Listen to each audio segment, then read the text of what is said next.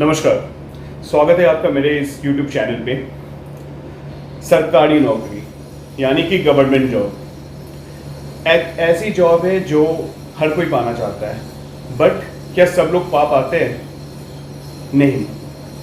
वो इसलिए क्योंकि कभी कभी मेहनत में कमी होती है एंड कभी किस्मत में। तो देखिए, मेहनत की अगर बात की जाए तो मेहनत तो हर कोई करता है, ठीक है, लेकिन कहीं ना कहीं किस्मत की भी ज़रूरत पड़ती है गवर्नमेंट जॉब निकलने के लिए। गवर्नमेंट जॉब कई बार क्रैक नहीं हो पाता। लोग चाहते हैं कि मुझे सरकारी नौकरी मिल जाए, लेकिन नहीं मिल पाती है। क्यों? क्योंकि उसका सबसे बड़ा कारण होता है कि आपकी कुंडली में शायद कोई योग नहीं हो। जन्म कुंडली में सरकारी नौकरी का शायद योग नहीं होने की वजह से ही आपकी गवर्नमेंट जॉब नहीं निकल पाती। मेहनत तो आप खूब करते हो। अगर मान लीजिए कि अगर किस्मत वाली बात नहीं होती, मैं बिल्कुल अग्री करता हूँ उस चीज़ से कि मेहनत कर्म प्रधान दुनिया ही है। जब तक आप मेहनत नहीं करेंगे, एफर्ट्स नहीं डालेंगे, तब तक आपकी सरकारी नौकरी हो या कुछ भी हो, यहाँ तक कि प्राइवेट नौकरी भी, वो नहीं क्रैक हो पाएगी आपकी। लेकिन कहीं ना कहीं कहते हैं ना, लक फैक्टर बहुत इंपॉर्टेंट होता है। जब तक किस्मत साथ नहीं देगी तब तक आप चाहे जितनी भी मेहनत कर लो, आपको मुश्किल हो गई। और आपको इतनी ज़्यादा मेहनत करने के बाद 6 साल 7 साल 10 साल से आप मेहनत कर रहे हो, लेकिन पता चल रहा है कि आप वो एग्ज़ाम क्रैक ही नहीं कर पाए अल्टीमेटली। मतलब कुछ ना कुछ आपकी प्रॉब्लम आती ही गई। मतलब एक एक 2 मार्क्स से भी रह जाता है। आपने देखा होगा कि कई स्टूडेंट्स ऐसे हैं जो कहते हैं कि मैंने बहुत ज़्यादा मेहनत की थी, 5 साल हो गए मुझे, this is my 5th attempt 6th attempt, ठीक है, लेकिन अभी तक मैं निकाल नहीं पाया, उस चीज़ को क्लियर नहीं कर पाया। और मेरे पिछले 2 साल से ऐसा हो रहा है कि सिर्फ 1 या 2 मार्क्स से रह जा रहे हैं, या फिर मैंने एग्ज़ाम क्लियर कर लिया, लेकिन इंटरव्यू में जाके सिलेक्ट नहीं हो पा रहा हूँ, वहाँ पे जाके रिजेक्शन मिल रहा है। क्यों? क्योंकि कहीं ना कहीं योग नहीं है। आपके वो जो प्लैनेट्स जो इम्पॉर्टेंट होते हैं सरकारी नौकरी के लिए, वो आपको सपोर्ट नहीं कर पा रहे। जी हाँ दोस्तों, तो आज हम बात करेंगे इसी बारे में, सरकारी नौकरी और उसके योग। कब आप अपनी जन्म कुंडली से देख सकते हो कि आपकी सरकारी नौकरी का योग है या नहीं कुंडली में, कौन कौन से प्लैनेट्स रिस्पॉन्सिबल है, क्या योग बनता है, क्या कॉम्बिनेशन है। तो आज इस बारे में डिटेल में डिस्कशन करूंगा मैं, एंड कुछ इंपॉर्टेंट रेमेडीज भी दूंगा towards the end of the video, ठीक है।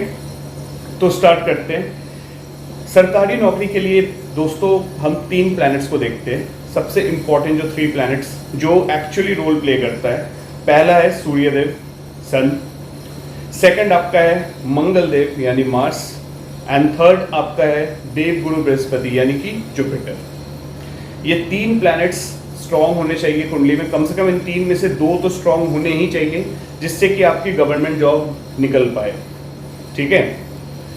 तो अब मैं आपको कुछ सूत्र बताने जा रहा हूँ, कुछ कंडीशंस, जहाँ से आप पता लगा सकते हो कि आपकी गवर्नमेंट जॉब निकलेगी या नहीं, कितने ज़्यादा चांसेस है। तो पहला सूत्र बताने से पहले एक चीज़ मैं आपको और बताना चाहूँगा कि सबसे इंपॉर्टेंट चीज़ जो ये 3 प्लैनेट्स के साथ साथ हम एक और चीज़ देखते हैं कुंडली में सरकारी नौकरी के लिए, वो है हमारी कुंडली का 10th भाव, 10th हाउस। वो 10th हाउस कितना ज़्यादा मजबूत है, वो कोई पाप प्रभाव में तो नहीं है, कोई नेगेटिव प्लैनेट की मतलब दृष्टि तो नहीं पड़ रही है उसमें। साथ ही साथ 10th हाउस का जो लॉर्ड है, 10th भाव का मालिक, उसकी पोजीशन कितनी अच्छी है कुंडली में, ये सारी चीज़ें मैटर करती हैं, ठीक है। तो स्टार्ट करते हैं अब सूत्र के साथ। सबसे पहला सूत्र, सूर्य अगर 10th हाउस में हो, सूर्यदेव अगर 10th भाव में बैठे हो कुंडली के और अच्छी पोजीशन में हो, क्योंकि जब भी 10th भाव में सूर्यदेव आते हैं वो दिग्बली हो जाते हैं, ठीक है, यानी कि बहुत ज़्यादा पावरफुल हो जाते हैं वो, भले ही मतलब वो किसी भी राशि में हो, ठीक है, नीच के नहीं होने चाहिए बस। लेकिन अगर वो मित्र राशि में हो, शत्रु राशि में भी हो, तो वहाँ पे भी जाके वो बहुत ज़्यादा दिग्बली हो जाते हैं 10th हाउस में, उसको पावर बहुत ज़्यादा मिल जाता है एंड वो अच्छे रिजल्ट्स दिखा पाते हैं। तो सूर्य अगर 10th हाउस में हो और अच्छी पोजीशन में हो, डिग्री वाइज यानी अंश बल से बली हो, तो ऐसे लोगों की गवर्नमेंट जॉब निकलने के चांसेस बहुत हाई होते हैं। दूसरा सूत्र, अगर मंगल देव 10th हाउस में हो, ठीक है, और अच्छी पोजीशन में डिग्री वाइज स्ट्रांग हो, तो ऐसे लोगों की भी गवर्नमेंट जॉब निकलती है।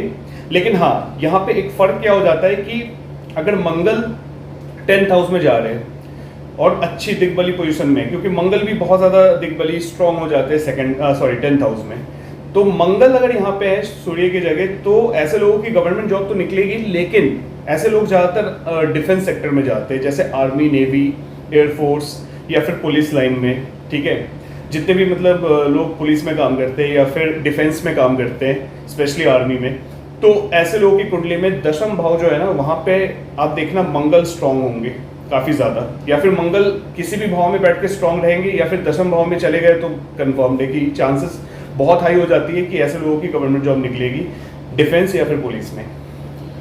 तीसरा सूत्र, अगर सूर्य और मंगल की कंजंक्शन यानी युति हो जाए 10th हाउस में, बहुत अच्छा, मतलब मैं तो बोलूँगा ये one of the best position मैं बोलूँगा गवर्नमेंट जॉब के लिए। मतलब सूर्य और मंगल अगर एक साथ आ जाते हैं कुंडली में, ठीक है। चौथा सूत्र, सूर्य और जुपिटर यानी गुरु, सूर्य गुरु की युति अगर किसी भी भाव में हो जाए, स्ट्रांग रहे दोनों डिग्री वाइज, और अगर 10th हाउस में हो जाए तो बहुत अच्छी चीज़ है, ये भी गवर्नमेंट जॉब निकलने के चांसेस बनाती है। पांचवा सूत्र, अगर 10th हाउस का लॉर्ड 1st हाउस में जाके बैठ जाए, यानी दशम भाव का मालिक, दशम भाव को मैं इसलिए कह रहा हूँ क्योंकि आपका कर्म भाव होता है, ठीक है, इससे हम अपने करियर को देखते हैं, करियर हाउस बोलते हैं इसको। और 1st हाउस क्या होता है, आप खुद होते हो, लगन आपका, ठीक है।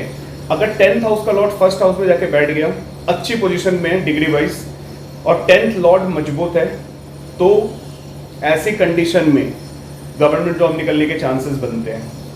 हालांकि ऐसी कंडीशन में सूर्य को देखना पड़ता है, एग्जॉल्टेड सूर्य अगर हो, सन अगर एग्जॉल्टेड हो जाए, ठीक है, फिर तो क्या ही कहना, ऐसे लोगों की गवर्नमेंट जॉब निकलने के मतलब समझ लो 50-60% चांसेस तो यही बन जाते हैं अगर एग्जॉल्टेड सन किसी की कुंडली में। लेकिन हालांकि डिग्री वाइज वो मजबूत होना चाहिए, जिससे कि वो अपने अच्छे रिजल्ट्स, जो एग्जॉल्टेड, जो एक उच्च के सूर्य के जो रिजल्ट्स होते हैं ना, पॉजिटिव रिजल्ट्स, वो डिलीवर कर पाए, ठीक है।